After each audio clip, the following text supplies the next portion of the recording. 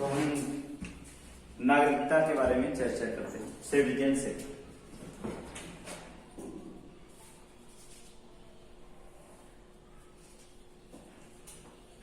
Citizenship नागरिकता।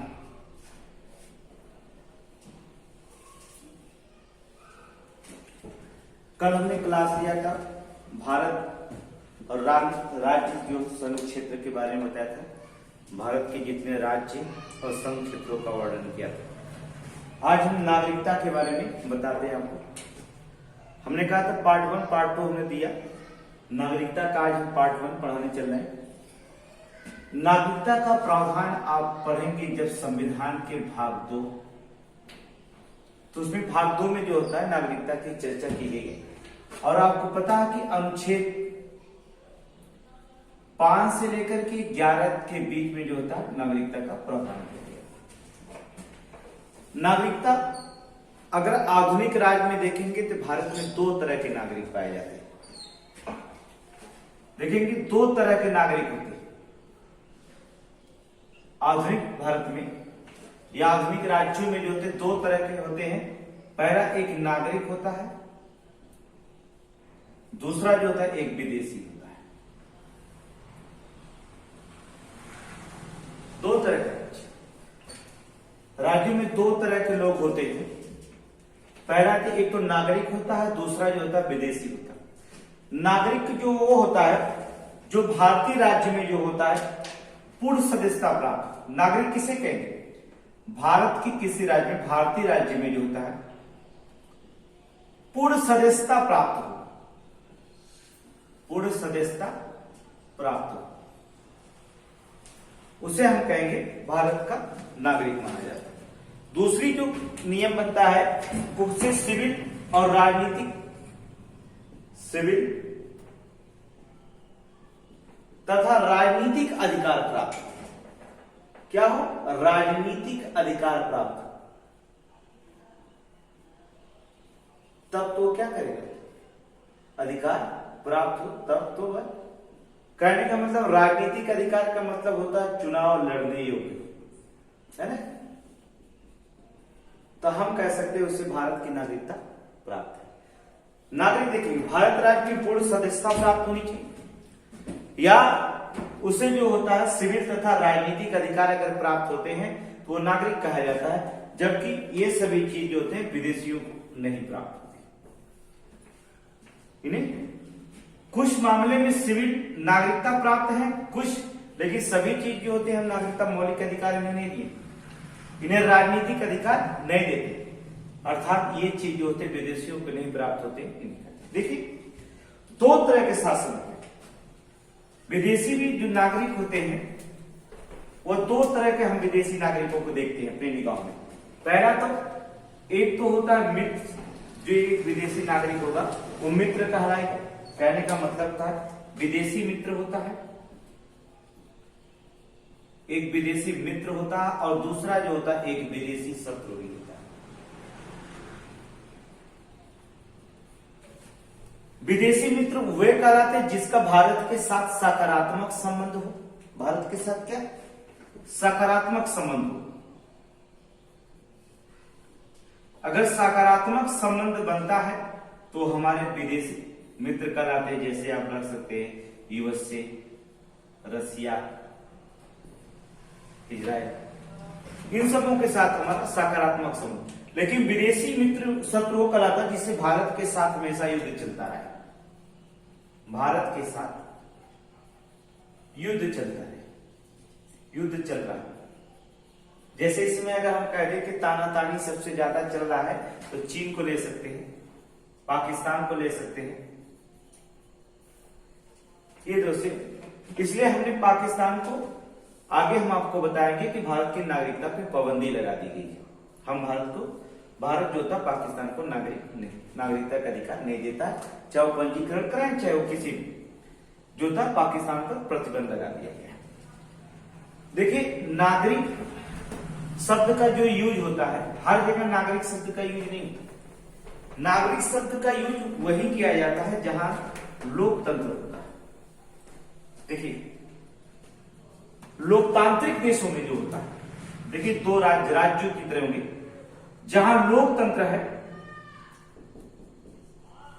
लोकतांत्रिक देशों में सिर्फ जो होता है नागरिक शब्द का प्रयोग किया जाता है। नागरिक शब्द का प्रयोग सिर्फ जो होता है लोकतांत्रिक शब्दों में होता है। जहां राजशाही शासन होता है, जहां लोकतंत्र देशों की जगह कहां पर, जहां पर राजशाही शासन हो, वहां पर जो होता है नागरिक शब्द का प्रयोग नहीं किया जाता है। किस शब्द का प्रयोग किया जाता है? प्रजा शब्द का प्रयोग किया जाता है। नागरिक की जगह क्या करते हो? प्रजा शब्द होता है। तो नागरिकता, जो नागरिक शब्द का प्रयोग होता है वो सिर्फ लोकतांत्रिक देशों में होता है, जबकि राजशाही जहां शासन होता है वहां पर जो होता है प्रजा शब्द का प्रयोग हम करते हैं। हम भारत के परिप्रेक्ष्य में देखते हैं नागरिकता। आपको पता होगा कि नागरिकता पे अधिकार अर्थात नागरिकता संबंधी कानून बनाने का अधिकार सिर्फ किसको है? संसद को प्राप्त है। नागरिकता कहा जाए, नागरिकता कानून बनाने का संबंध, कानून के बारे में अगर शक्ति है, अगर नागरिकता पे कोई कानून बनाने की अगर शक्ति है तो सिर्फ किसके पास है? संसद को प्राप्त होती है। और ये आप पढ़ेंगे अधिनियम 1955 के अनुसार, अधिनियम 1955 के अनुसार ये बताया गया है कि भारत में जो होता है, इंडिया में जो होता है एकल नागरिकता का प्रावधान किया गया है। एकल नागरिकता का, दोहरी नागरिकता, एकल नागरिकता का प्रावधान किया गया भारत में। भारत संघात्मक देश होने के बावजूद भी यहां पर जो होता है एकल नागरिकता होना है। जबकि यहीं पर देखेंगे यूनिवर्सिटी में देख लीजिएगा, वहां पर जो होता है दोहरी नागरिकता की ग्रहण करता है, दोहरी नागरिकता का प्रावधान है, लेकिन हमारे यहां एकल नागरिकता का। हमारे यहां कोई अगर व्यक्ति किसी विदेशी नागरिकता ग्रहण कर ले, किसी अन्य देश की, भारत के कोई व्यक्ति जो होता है किसी दूसरे देश की अगर नागरिकता ग्रहण कर लेता है तो हम समझते हैं उसकी नागरिकता जो होती है स्वतः समाप्त हो जाती है, अर्थात हम उसकी नागरिकता स्वतः समाप्त मानते हैं। देखिए भारत में जो नागरिक, भारतीय संविधान के निर्माण के उपरांत 26 जनवरी 1950 की नागरिकता के कैसे प्रावधान किए गए? कौन भारत के नागरिक कहलाए, इसको देखते हैं। संविधान के निर्माण के समय, संविधान के निर्माण के उपरांत कहने का मतलब होता है 26 जनवरी 1950। चार प्रकार की, 4 श्रेणियों में हम नागरिकता का प्रावधान बांटे।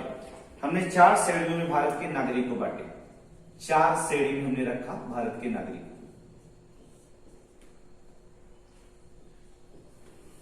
भारतीय नागरिक आपको बता रहे हैं इस 4 श्रेणियों में 4 अनुच्छेद मिलेंगे आपको। पहला अनुच्छेद जो बांटा गया, अनुच्छेद 5 के अंतर्गत क्या नागरिकता है, अनुच्छेद 6 में क्या नागरिकता बताएगी, अनुच्छेद 7 में किसको नागरिकता दी गई, अनुच्छेद 8 में क्या नागरिकता दी गई। ये 4 प्रकार से हमने क्या किया, 4 श्रेणियों में 4 आर्टिकल के साथ हमने भारत में नागरिकता का प्रावधान किया। आर्टिकल 5 क्या कहता है, ध्यान सुनिए। आर्टिकल 5 कहता है यदि उसका जन्म भारत के किसी क्षेत्र में हुआ, जो व्यक्ति भारत का नागरिक कोई कहता है। देखिए नागरिकता भारत, कैसे आप कह जाएंगे कि भारत के नागरिक? इस 6 अनुच्छेदों में, 4 अनुच्छेदों में आपको सुस्पष्ट हो जाएगा कि आप भारत के नागरिक हैं। आर्टिकल 5 क्या कहता है, अनुच्छेद 5 कहता है यदि व्यक्ति का जन्म, किसका, यदि आपका जन्म अर्थात व्यक्ति का जन्म भारत के किसी क्षेत्र में हुआ, भारत के किसी क्षेत्र में हुआ हो तो वो क्या कहेगा, भारत का नागरिक है। दूसरी कंडीशन अप्लाई करता है यदि माता पिता में से व्यक्ति की, अर्थात व्यक्ति के माता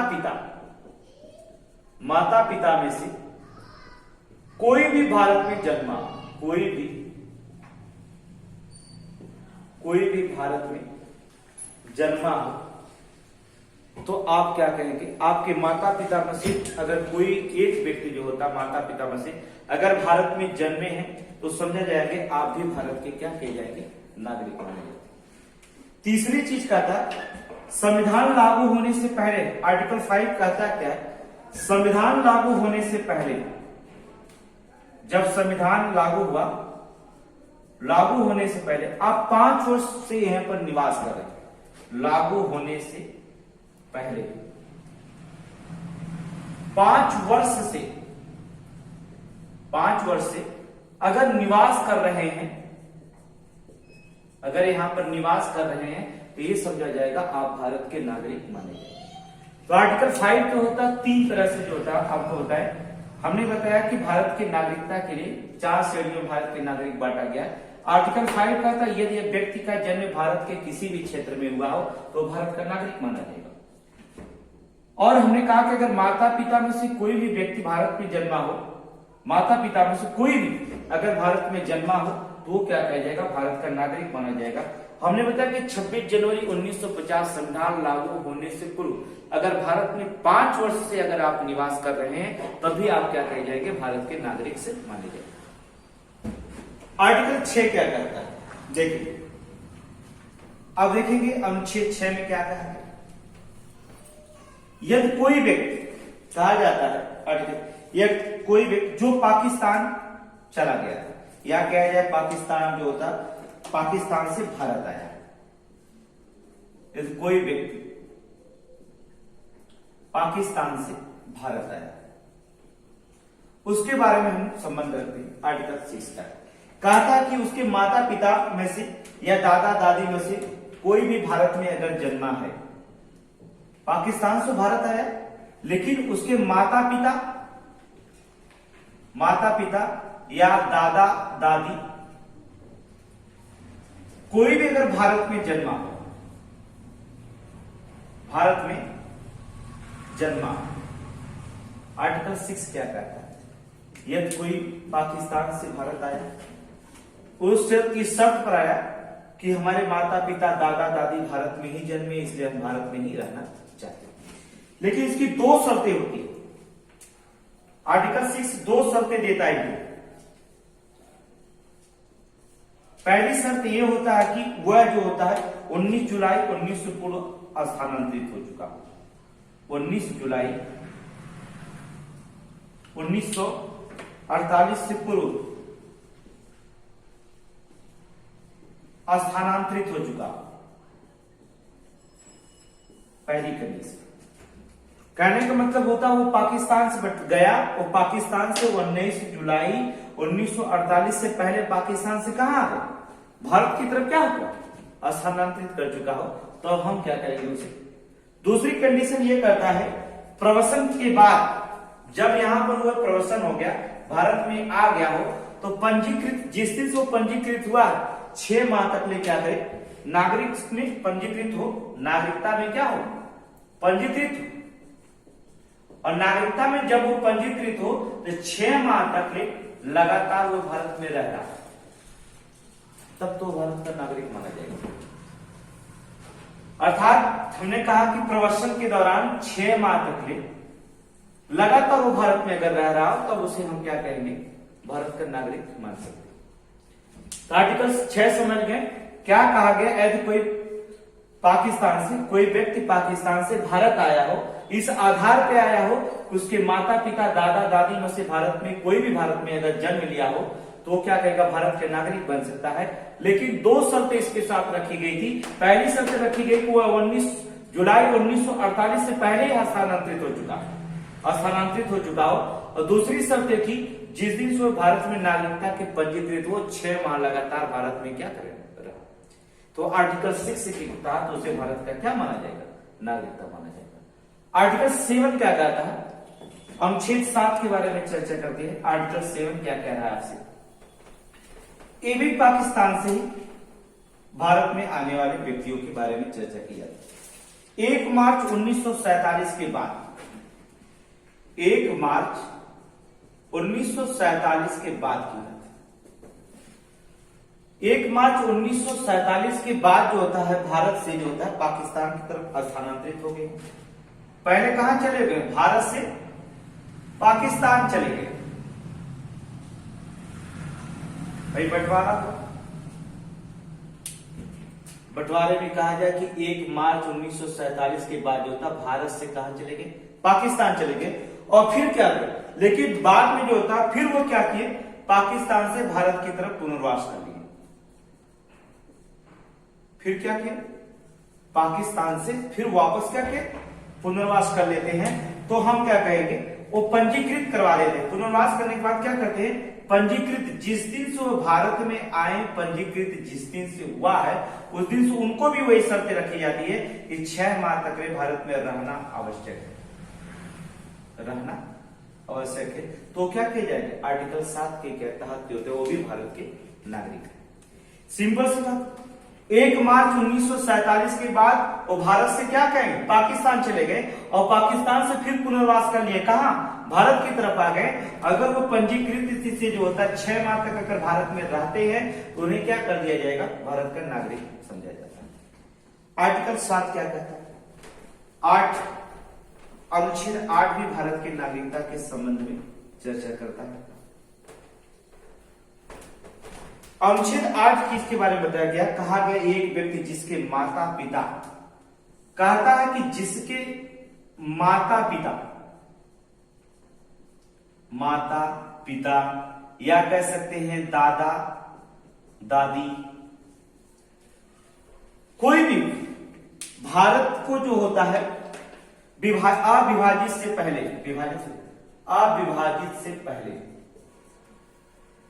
भारत के किसी भी क्षेत्र में निवास कर रहे हैं, भारत के अगर किसी भी क्षेत्र में क्या करते हैं, निवास कर रहे हैं, किसी क्षेत्र में क्या करें, निवास कर रहे हैं। और फिर क्या करें, वो भारत से निवास कर रहे थे लेकिन जो होता हो वह भारत के बाहर रह रहे हैं, लेकिन क्या करें, लेकिन अब वो भारत के बाहर रह रहे हैं, भारत के बाहर रह रहे हैं, मतलब दूसरे देश में रह रहे हैं, अब वो भारत के बाहर, तो उनको भी क्या कर जाएंगे, 2 तरह से नागरिकता ग्रहण कर सकते हैं। पहला देखिए, नागरिक के रूप में उन्हें क्या करना पड़ेगा, पंजीकरण, कूटनीतिक पंजीकरण कह जाते हैं, पंजीकरण कूटनीतिक तरीके से लेना होगा, पंजीकरण कूटनीतिक कह सकते हैं। ये भी 2 तरह से नागरिकता करते हैं, पंजीकरण कूटनीतिक तरीके से, कूटनीतिक तरीके से।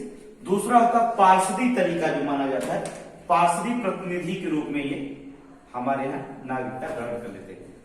पार्षदीय प्रतिनिधि के रूप में जो होता है, पार्षदी प्रतिनिधि के रूप में जो होता है नागरिकता ग्रहण कर लेते। देखिए हमने कहा क्या, आर्टिकल अनुच्छेद 8 क्या कहता है कि कोई व्यक्ति के माता पिता दादा दादी जो होता है भारत के किसी भी अविभाजित राज्य में जन्मे हुए थे, अब वो भारत के बाहर रह रहे हैं, अगर वो यहाँ की नागरिकता ग्रहण करना चाहता है वो व्यक्ति, तो भारत में पंजीकरण कूटनीतिक तरीके से ग्रहण कर सकता है या पार्षदी प्रतिनिधि के रूप में क्या कर सकता है, भारत का नागरिक ग्रहण सकता है। ये व्यवस्था जो होता है लगभग जो होता है भारत से बाहर रहने वाले व्यक्ति के बारे में। आर्टिकल 7-8 जो होता है भारत से बाहर रहने वाले व्यक्ति के लिए बनाया गया है, भारत से बाहर रहने वाले व्यक्ति के लिए ये बनाया गया। तो आप जान गए कि आर्टिकल 5, 6, 7 और 8 में जो है भारत के नागरिक के बारे में दिया गया, कैसे आप भारत के नागरिक कहलाएंगे। लेकिन जो होता है, अब आपको हम बता दें कि भारत की नागरिकता संबंधी कुछ अन्य संवैधानिक प्रावधान भी रखे गए इसमें है। देखेंगे नागरिकता संबंधी क्या संवैधानिक प्रावधान है, 3 तरह के, या आप 5, 6, 7, 8 पढ़े। हमने बताया कि नागरिकता 5 से 11 तक भी आप पढ़ेंगे।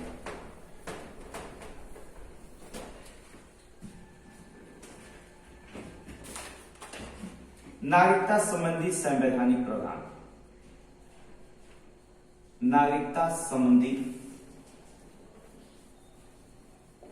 संवैधानिक प्रावधान। इसको भी हम तीन तरह से पढ़ सकते हैं। पहला अनुच्छेद 9, दूसरा अनुच्छेद 10 और तीसरा अनुच्छेद 11। संवैधानिक प्रावधान में कहा 6, 7, 8 पढ़े हैं, 5, 6, 7, 8। अब चलते हैं 9, 10, 11 के बारे में चर्चा करते हैं। आर्टिकल 9 क्या कहता है? यदि कोई व्यक्ति, अनुच्छेद 9 कहता है यदि कोई नागरिक भारत का किसी विदेशी नागरिकता जो होता है ग्रहण कर लेता है तो स्वेच्छा से उसकी नागरिकता समाप्त की जा सकती कर ली जाती। कहता आर्टिकल 9 कहता है कोई व्यक्ति जो होता है किसी विदेशी नागरिकता ग्रहण करता है, किसी विदेशी क्या करता है, अगर नागरिकता क्या कर लेता है, ग्रहण कर लेता है, तो हम समझे कि उसकी नागरिकता जो होता है स्वतः जो होती है, स्वतः नागरिकता या कह सकते स्वेच्छा से, स्वतः या स्वेच्छा से जो होता है नागरिकता समाप्त हो जाती है, नागरिकता समाप्त मानी जाती है। यह आर्टिकल 9 की बात है। अनुच्छेद 10 कहता है कि किसी भी व्यक्ति को बिना विधि की नागरिकता छीनी नहीं जा सकती। कोई भी अगर आप हत्या कर दे रहे हैं या किसी का मर्डर कर दे रहे हैं तो उसको नागरिकता आपकी छीनी नहीं जा सकती। बिना विधि के नागरिकता छीनी नहीं जा सकती, नहीं जा सकती।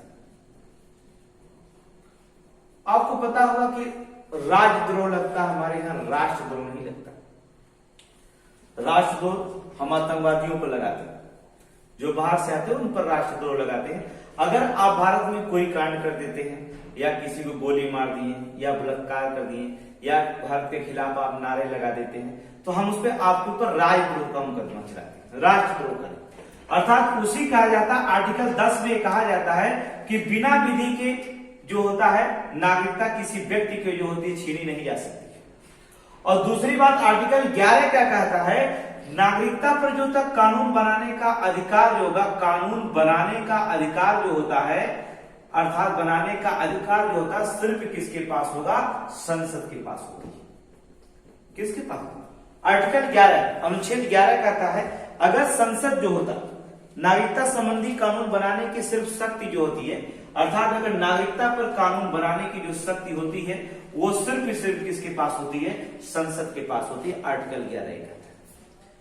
तो आपने पढ़ा क्या, अनुच्छेद 5 से 11 तक अनुच्छेद के बारे में पता, भारत के नागरिक कौन कहे जाएंगे, और आपने पढ़ा कि नागरिकता संबंधी प्रावधान क्या करेंगे।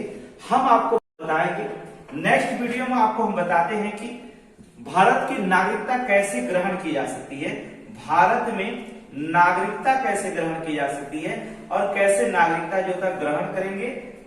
5 प्रकार से नागरिकता हम ग्रहण करते हैं और नागरिकता कैसे छीनी जा सकती है, अर्थात 3 प्रकार से अधिनियम 1955 के 3 प्रकार से नागरिकता हम छीन सकते हैं। ये जो होता नेक्स्ट वीडियो में आपको मिल जाएगा। ठीक है।